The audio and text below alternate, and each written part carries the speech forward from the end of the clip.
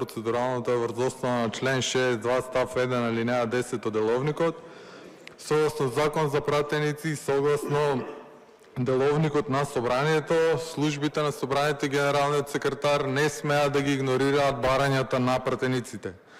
Службите на собранието и генералниот секретар од јануари месец игнорираат барање на пратеничката Мојсовска со кое што се бараат исплатените патни трошоци и кири за 2024 за пратениците поименично.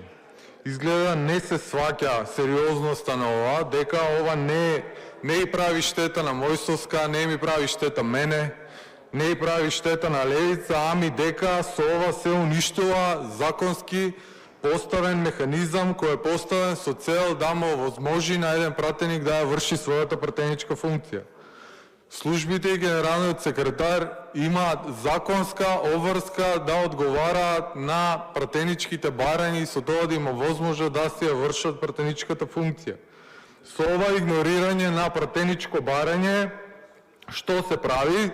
Се отвора врата, се отвора простор во иднина на ниту еден пратеник од опозиција да не му се одговори на пратеничко барање и така да се саботира неговото извршување на неговата пратеничка функција. Ова е лошо и за власта, затоа што денес сте власт, утре ќе бидете опозиција и со ова јавно добро, да се уништува јавно добро за партиски интереси.